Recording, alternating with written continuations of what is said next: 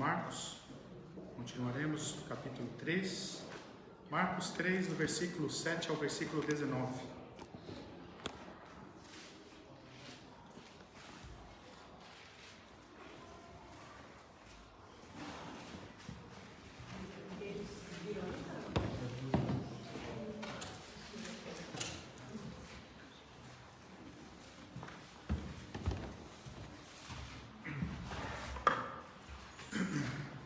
Marcos capítulo 3, do versículo 7 ao versículo 19.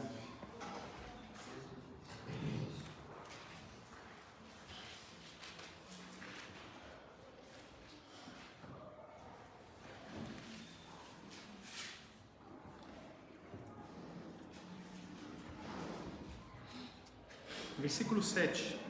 Retirou-se Jesus com seus discípulos para os lados do mar. Seguiu da Galiléia uma grande multidão, também da Judéia, de Jerusalém, da Udemeia, da além do Jordão e dos arredores de Tiro e Sidom, uma grande multidão, sabendo quantas coisas Jesus fazia, veio ter com ele. Então recomendou a seus discípulos que sempre lhe tivessem pronto um barquinho, por causa da multidão, a fim de não o comprimirem, pois curava muitos, de modo que todos os que padeciam de qualquer enfermidade se arrojavam a ele para o tocar. Também os espíritos imundos, quando o ouviam, prostravam-se diante dele e exclamavam: Tu és o Filho de Deus. Mas Jesus lhes advertia severamente que o não expusessem à publicidade. Depois subiu ao monte e chamou os que ele mesmo quis, e vieram para junto dele. Então, designou 12 para estarem com ele e para os enviar a pregar e a exercer a autoridade de expelir demônios. Eis os 12 que designou: Simão, a quem acrescentou o nome de Pedro; Tiago, filho de Zebedeu, e João, seu irmão, aos quais deu o nome de Boanerges, que quer dizer filhos do trovão; André, Felipe, Bartolomeu, Mateus, Tomé, Tiago, filho de Alfeu, Tadeu, Simão, o Zelote, e Judas Iscariotes, que foi quem o traiu. Senhor, graças te damos, Pai, porque temos a oportunidade dessa tarde de poder ouvir do seu Evangelho e aprender um pouquinho mais dos seus mandamentos, Pai, da sua santa palavra. Abre o nosso entendimento nessa tarde, abre os nossos corações, para que nós possamos discernir a tua palavra. O que nós agradecemos no nome santo de Jesus. Amém. No texto anterior que nós abordamos, dos versículos 1 ao versículo 6, nós vimos que Jesus, após curar o homem ali de mão ressequida, causou ali um ódio ainda maior da parte dos líderes religiosos, dos fariseus. Isso ao ponto deles até se aliarem com os herodianos, que, como eu já expliquei, era um pouco incomum, porque os herodianos eles não eram religiosos. E ali os judeus que eram, os fariseus que eram muito religiosos, se aliaram com não religiosos, tudo para poder perseguir o Senhor Jesus. Duas coisas que nós vemos que o ministério do Senhor Jesus causou até aqui: o ódio dos líderes religiosos e uma grande popularidade com as multidões. Algo que as Escrituras nos deixa claro é o motivo da popularidade de Jesus, que o texto aqui fica bem claro. Nós já vimos no capítulo 1, no versículo 21, que as pessoas ficaram maravilhadas com a autoridade do Senhor Jesus, porque a autoridade dele não era como dos escribas, ele tinha uma autoridade muito maior, ou seja, Jesus tinha muito mais autoridade do que os líderes religiosos da época. Agora, um detalhe importante é que o ensino de Jesus não era o fator que motivava ou atraía as pessoas. E isso fica bem evidenciado nos versículos 7 e 8, onde vemos que Jesus tinha se retirado, tinha se retirado ali por causa do perigo ali, como vimos, como terminou no versículo 6, dizendo que os fariseus e os herodianos ali tramavam em tirar a sua vida. E Jesus se retira, Jesus se retirou com os seus discípulos, mas ali nós vemos que uma grande multidão o seguia. E essa multidão tinha pessoas, nós vemos aqui de vários lugares, da Judéia, de Jerusalém, da além do Jordão, aos arredores ali de Tiro e Sidom, mais ao norte. E no versículo 8, vemos o motivo pelo qual eles eram motivados a ir até Jesus. O texto diz bem o seguinte: sabendo quantas coisas Jesus fazia. Notem aqui que o texto não diz quantas coisas Jesus dizia. O texto diz fazia. Se refere aos feitos de Jesus e não necessariamente aos ditos do Senhor Jesus. Infelizmente, algo que já ficou bem nítido até aqui no capítulo 3, é que o desejo das multidões não eram pela mensagem de Jesus, mas pelo seu toque de cura, pelos prodígios, milagres e maravilhas que ele fazia. Eles estavam preocupados com o alívio da dor, do sofrimento. Uma coisa que é importante aqui nós entendermos: não é errado nós procurarmos cura ou alívio do sofrimento. Eu sempre gosto de enfatizar isso. Se alguém estiver doente, se alguém estiver sofrendo, a gente vai orar para que Deus tenha misericórdia. Nós devemos fazer isso. Não é errado fazer isso. O problema, como eu sempre digo, é quando procuramos Jesus somente por essas coisas. Ou que essas coisas sejam o foco principal da nossa procura por Jesus.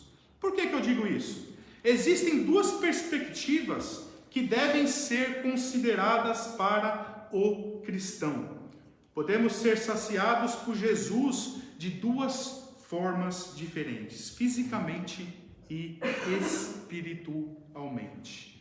Um exemplo, para nós entendermos bem isso, vamos usar uma palavra aqui, a palavra alimento. Se analisarmos a palavra alimento, existem dois significados que podem ser aplicados para nós.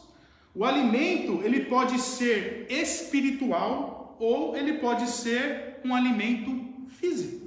Paulo diz em Coríntios, capítulo 15, no versículo 32, comamos e bebamos, porque amanhã morreremos. Paulo aqui está falando do alimento físico, frutas, carne, água, alimento físico que precisamos para abastecer a máquina humana que é o nosso corpo. E vemos que em Hebreus capítulo 5, no versículo 13, nos dá um exemplo de quem se alimenta de leite ainda é criança e não tem experiência no ensino da justiça.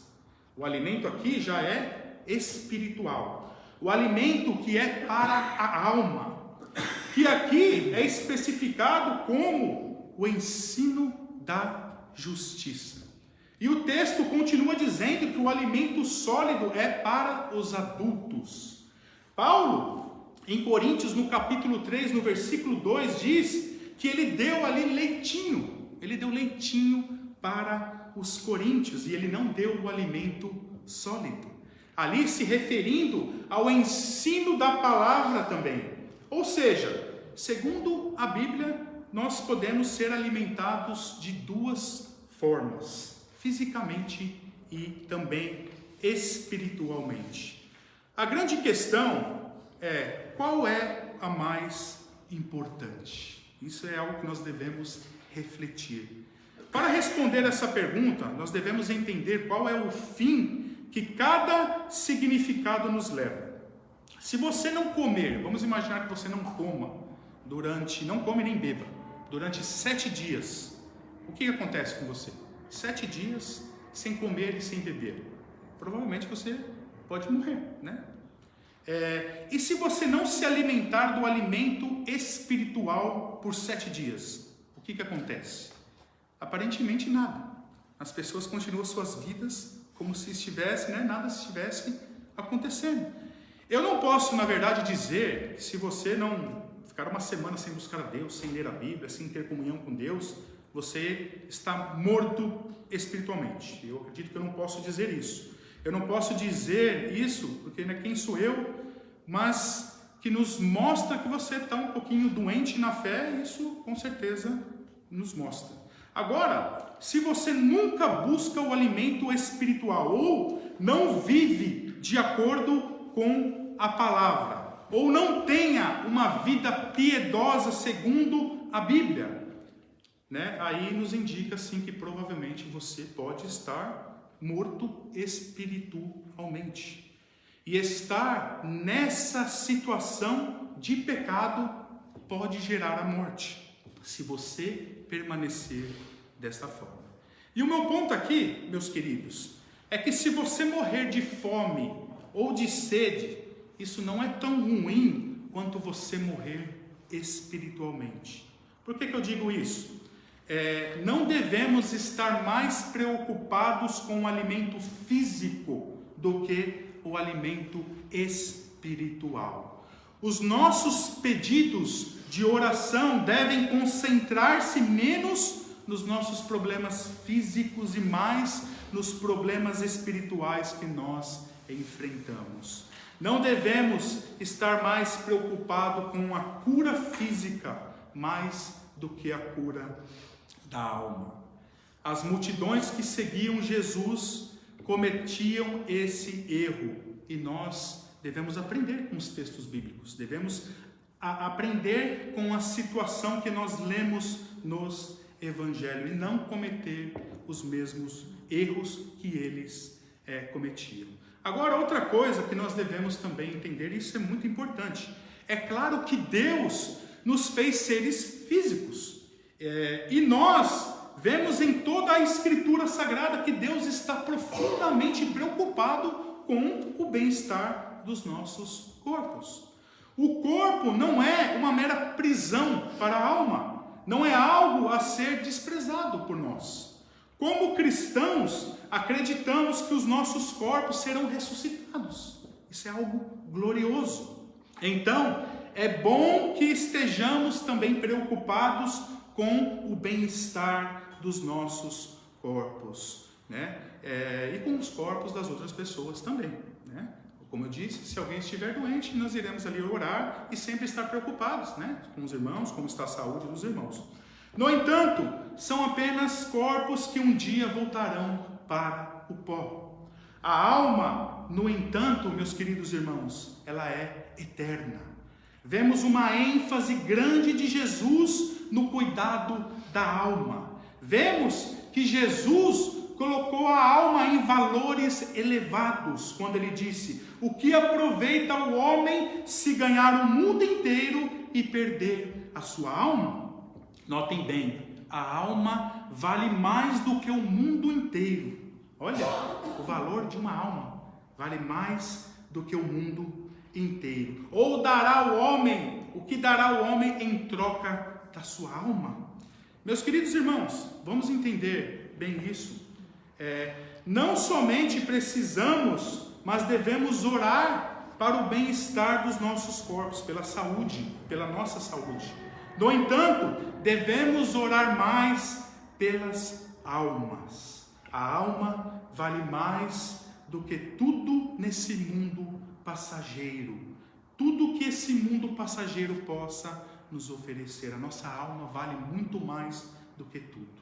Devemos estar mais preocupados com a nossa comunhão com Deus do que com as nossas vontades fisiológicas. E esse deve ser o foco de todo cristão. Lembrando que foi pela alma dos eleitos que Jesus morreu na cruz. E é por isso que o sacrifício de Cristo na cruz é maravilhoso, irmãos. Por esse motivo. É uma coisa muito importante aqui. Jesus não morreu na cruz por causa do nosso bem-estar. desse mundo passageiro. Jesus não morreu na cruz pelos nossos projetos, para salvar a nossa situação financeira, pelos seus planos, pelos seus sonhos, pelo seu triunfo nessa terra passageira. Jesus morreu para conciliar pecadores arrependidos com o Santo Deus, para que todo que nele crê não pereça, mas tenha a vida eterna. E esse foi o propósito da cruz. Foi por isso que o nosso maravilhoso Senhor Jesus morreu na cruz, para salvar almas. É muito importante nós entendermos isso.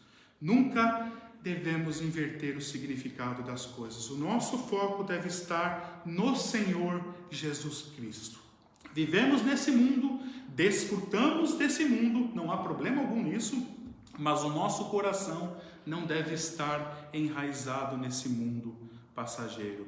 Jesus disse em Mateus 6:21, onde está o teu tesouro, ali também estará o teu coração. Devemos focar mais no alimento espiritual, na comunhão com o nosso Senhor, do que com as coisas passageiras desse mundo ou com a cura física.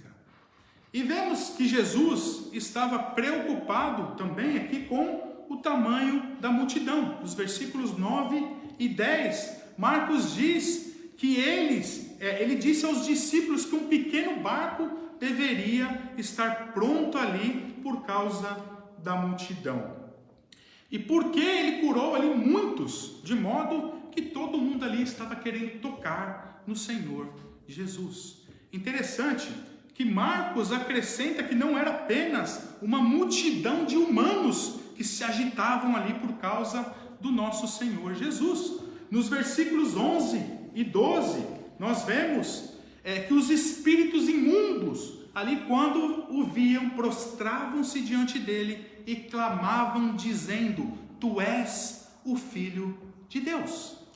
Já vimos no capítulo 1 a autoridade de Jesus sobre os espíritos malignos, né? Vimos isso no capítulo 1, no versículo 27.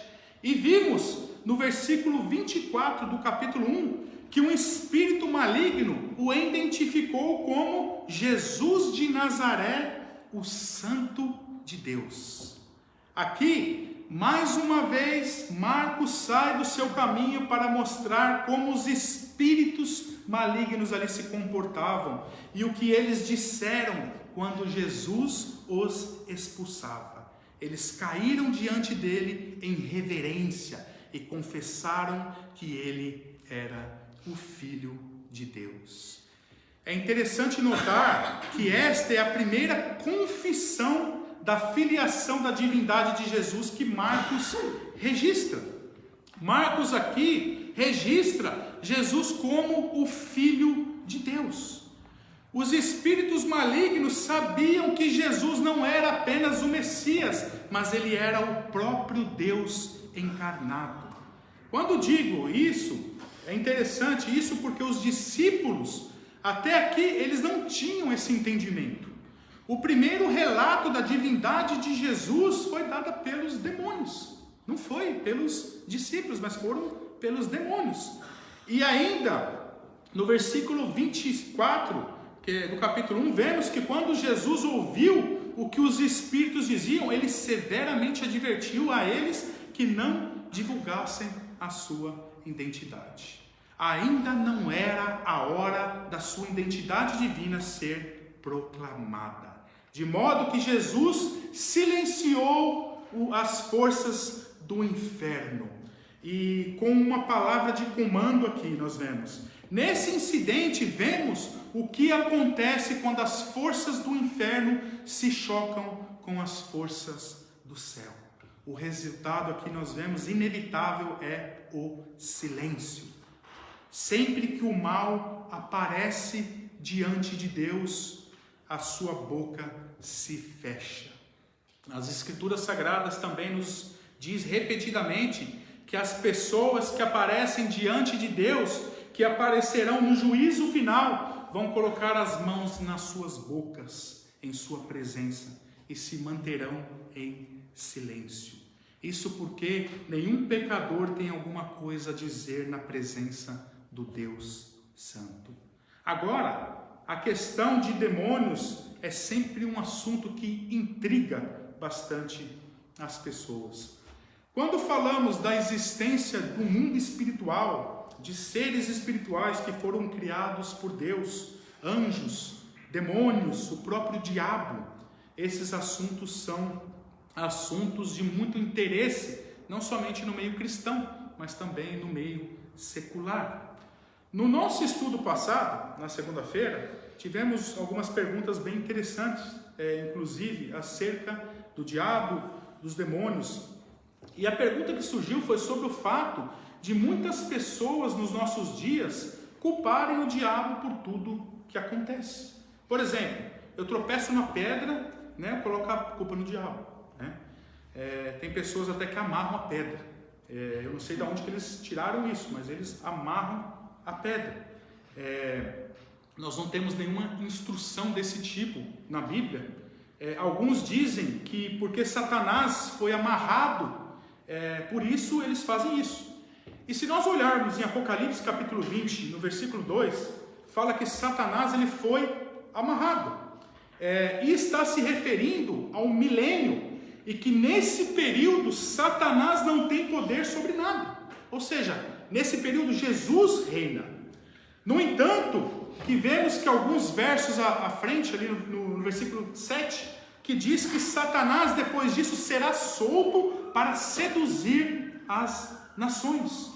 O versículo ali em questão até fala sobre a guerra de Gog e Magog, que está falando dos últimos inimigos de Deus. Enfim, o texto está falando do milênio e do poder limitado de Satanás. Quando eu digo limitado, é porque Satanás, na verdade, ele só pode nos tentar. Ele não pode fazer mais nada. E o que o cristão deve fazer com relação ao diabo? Nós vemos em Timóteo capítulo 4, versículo 7, que diz: resistir o diabo e ele fugirá de vós. A nossa atitude com relação a Satanás é essa. Essa é a instrução bíblica que nós temos com relação ao diabo. Com o diabo, demônios, com o reino das trevas, devemos resistir às tentações. Não devemos ter medo de demônios, não devemos ter medo do diabo. Martinho Lutero costumava dizer algo interessante, que o diabo, na verdade, ele não passa de um cãozinho na coleira de Deus. Ele não pode fazer nada sem a permissão de Deus. E nós vemos, a história de Jó evidencia muito bem isso, que ele não podia fazer nada, ele não podia tocar na vida de Jó, ao menos que Deus permitisse. Então, é assim que funcionam as coisas. O diabo ele não tem poder nenhum. Outra dúvida que as pessoas têm: quando você é tentado, você pode culpar os demônios? Eu fui tentado, Então é culpa do demônio. Tem gente que justifica a sua safadeza colocando a culpa no espírito da pombagira. Até nomes eles dão para os demônios. Eles criam nomes para culpar os demônios, por coisas específicas. Nós vemos até nome que eles usam, que são nome do espiritismo. Quando as coisas não dão certo na sua vida, é culpa do tranca-rua, tranca-porta, tranca-rua. Eles usam vários nomes. Eu não conheço muito bem, eu já vi alguns nomes que eles utilizam. Tem até outros que é o sete encruzilhada, que é a pessoa que te encurrala e você não tem para onde sair. E eu vejo que essas coisas infestaram o mundo cristão dos nossos dias. No entanto, que os best-sellers hoje que nós vemos no meio evangélico falam dessas coisas e as pessoas adoram essas coisas. É por isso, meus queridos, que eu amo ler a Bíblia, porque a ênfase bíblica de Gênesis a Apocalipse está em Cristo Jesus, o nosso maravilhoso Senhor. E nessa linha, o diabo, os demônios, como Lutero dizia, são apenas cãezinhos na coleira de Deus.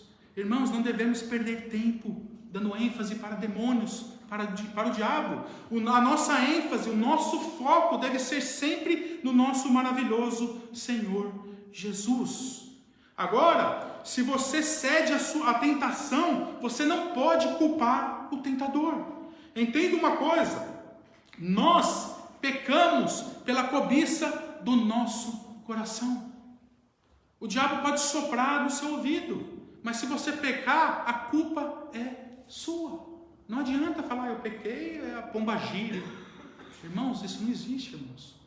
O homem tem responsabilidade pelo que ele faz. Ele tem responsabilidade.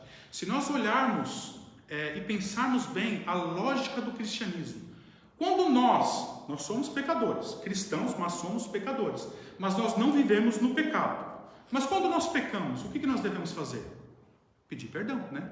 Então, se nós formos por essa lógica que é culpa do diabo, pelo nosso pecado, porque ele nos tentou, então é o diabo que tem que pedir perdão. É o diabo que vai pedir perdão, não é a gente. Não faz sentido nenhum, irmãos.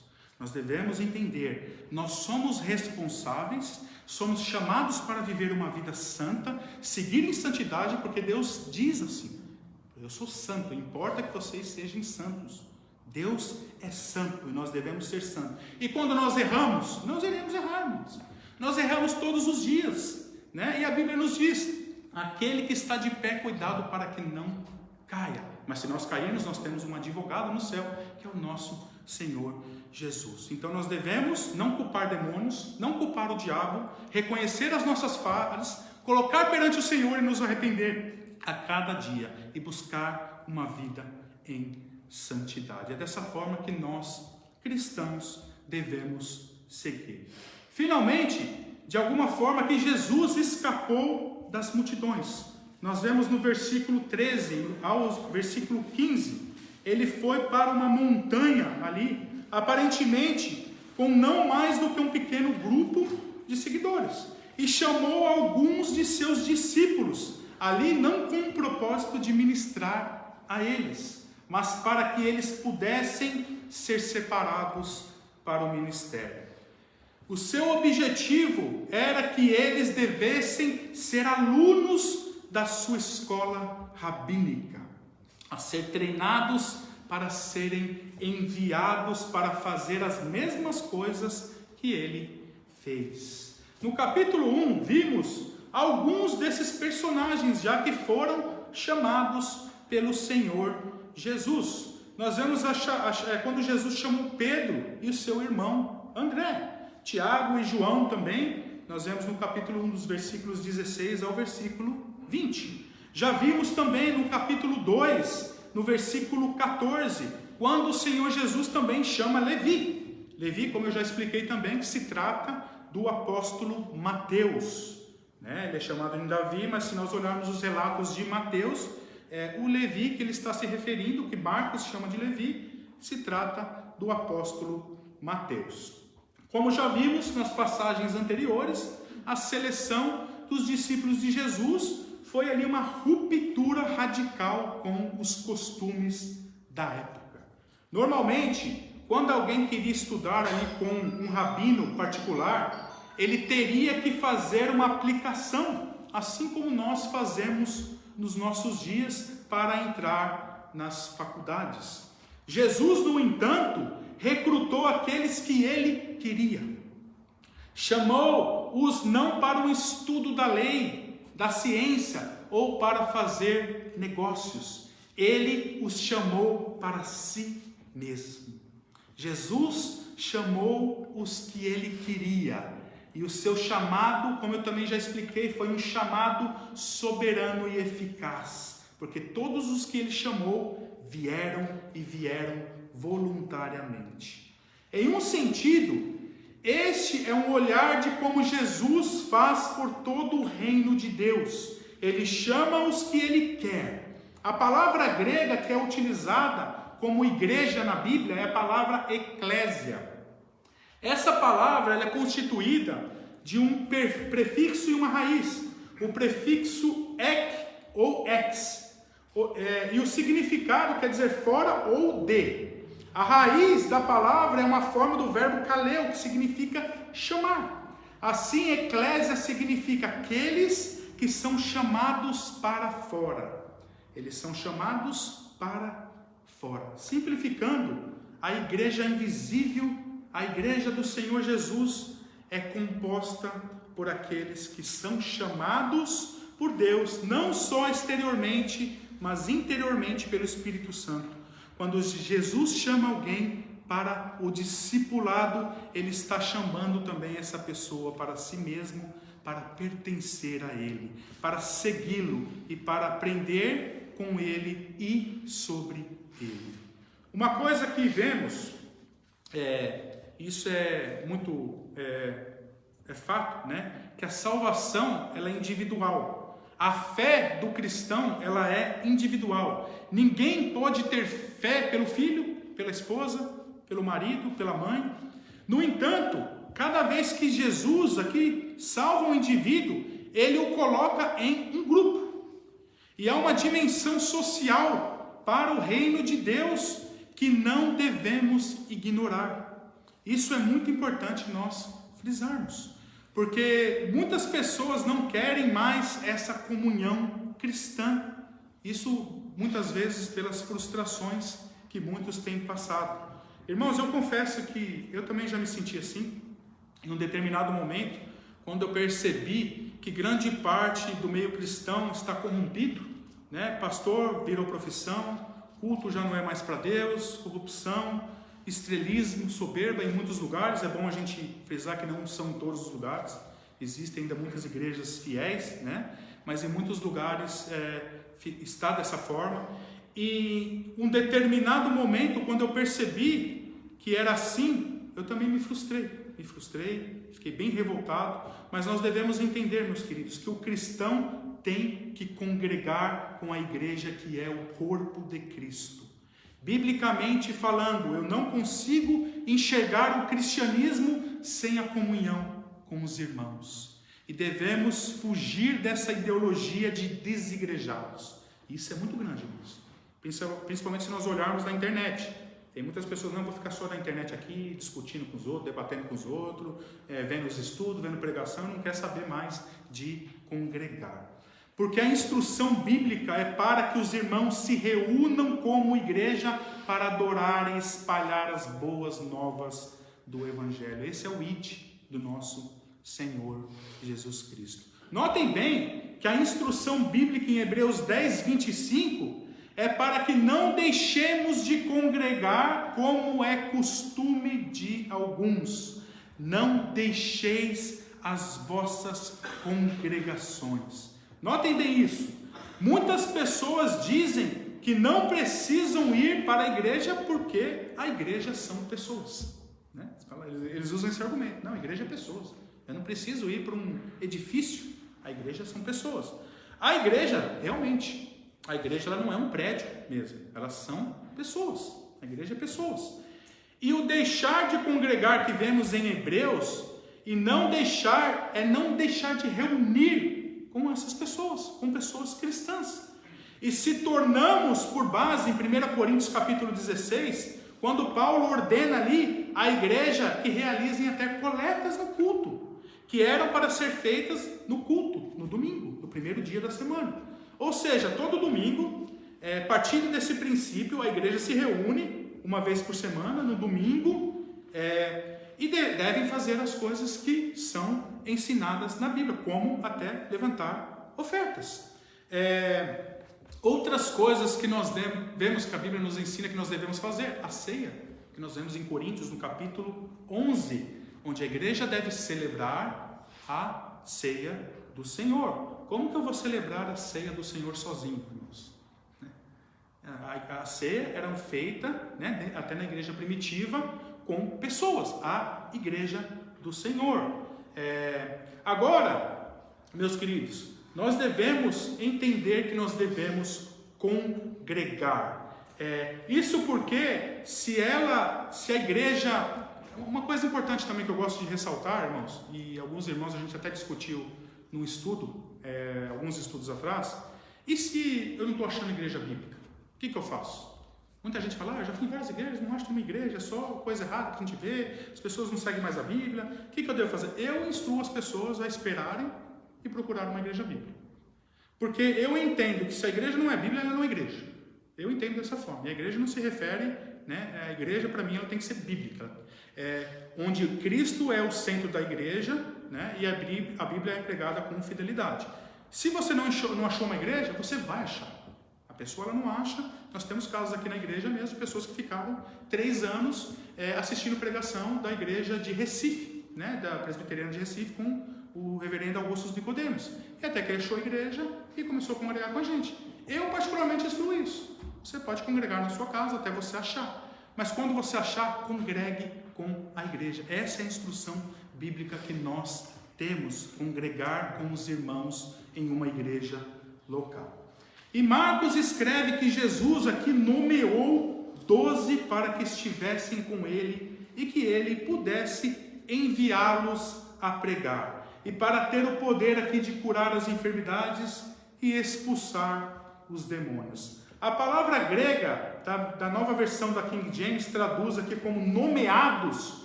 É uma forma de um verbo bastante conhecido na Bíblia, que foi utilizado no Antigo Testamento em Gênesis capítulo 1, no versículo 1, que diz: no princípio Deus criou os céus e a terra. Da mesma forma, Jesus os criou para essa tarefa. Aqui é um ensinamento importante. Ele criou, e ali Jesus criava a sua igreja, com um grupo de 12 homens. É fascinante aqui como Jesus não escolheu 10, ou 8, ou 20, ele escolheu 12. Certamente aqui chamando a atenção para a estrutura do Antigo Testamento, das 12 tribos de Israel. 12 não é um número incomum na numerologia ali hebraica, mas ao escolher 12 discípulos para se tornarem os 12 apóstolos, Jesus criou ali uma simetria entre Antigo Testamento e Novo Testamento. É a harmonia, irmãos. Um livro só, Novo Testamento, Velho Testamento e Novo Testamento. Cada cristão, então, é chamado por Jesus a ter uma união profunda com Ele. Estamos em Cristo e Cristo está em nós. Esta é a origem da comunhão dos santos. Estamos juntos no mesmo propósito, que é o seu propósito, que é o propósito do Senhor. Temos um vínculo espiritual que vai durar por toda a eternidade, pois fomos chamados por Jesus para estar com Ele.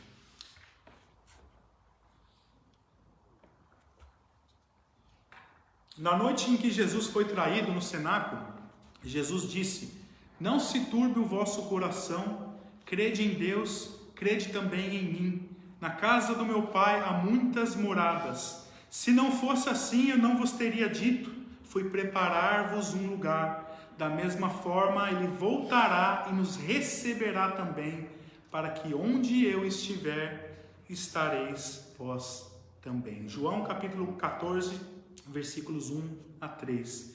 Jesus quer que nós estejamos com Ele. E essa é a pergunta que eu faço: existe alguma bênção maior do que nós estarmos com Jesus? Não existe. É claro que Jesus tinha uma outra finalidade para os discípulos, para enviá-los a pregar e para ministrar. Toda vez, meus queridos, que Jesus diz: vinde a mim, assim que nós chegamos a Ele, o vir torna-se ir. Quando vamos a Ele, Ele nos dá uma missão. Temos que ir para o mundo e fazer discípulos. Isso é de extrema importância que todos nós venhamos a entender. O vir de Jesus quer dizer que nós devemos ir e pregar o Evangelho a toda criatura. É basicamente isso. Todo cristão é um missionário, ou pelo menos deveria ser. Isso é ser igreja, eclésia, de dentro para fora. É bom, né, quando nós estamos dentro de 4 paredes, com os irmãos, congregando, isso é muito bom e deve ser assim. Mas nós nunca devemos esquecer a nossa missão. A missão que nós temos de evangelizar o mundo lá fora. E por fim, nós vemos aqui que Marcos nos dá os nomes dos 12 discípulos de Jesus, os apóstolos aqui. Eis os 12 que designou: Simão, a quem acrescentou o nome de Pedro, Tiago, filho de Zebedeu, e João, seu irmão, aos quais deu o nome de Boanerges, que quer dizer filhos do trovão, André, Felipe, Bartolomeu, Mateus, Tomé, Tiago, filho de Alfeu, Tadeu, Simão, o Zelote e Judas Iscariote, quem o traiu. Estes homens estiveram com ele então por 3 anos, passando por uma preparação para o ministério apostólico. Com o tempo ele também iria enviá-los para fora e eles iriam virar esse mundo de ponta cabeça. E para finalizar, meus queridos irmãos, e nós que realmente atendemos o chamado do Senhor Jesus Cristo, devemos da mesma forma fazer. Vamos orar. Senhor, graças te damos, te louvamos pelo seu evangelho maravilhoso, Senhor Jesus. Obrigado por cada ensinamento aqui, Senhor, que podemos aprender mais do Senhor. Faça-nos, Senhor, missionários do Senhor. Ó, Senhor, nos dê essa comunhão, Pai, na igreja local. Nos ensina, Senhor, a te servir, Senhor, como tu queres que nós fazemos, Pai. Ó, Senhor, nos dê essa mentalidade, Senhor, essa unidade na fé que nós tanto precisamos, Pai, para juntos assim fazer os seus propósitos, Senhor. Muito obrigado, Senhor, por todas as coisas que o Senhor tem feito no nosso meio. Obrigado, Senhor, pelo crescimento espiritual que tu nos dá, Senhor. Obrigado, Pai, porque sem ti nada somos, Pai. Ó, Senhor, muito obrigado por todas as coisas. Nós oramos e agradecemos no nome de Jesus. Amém. Amém.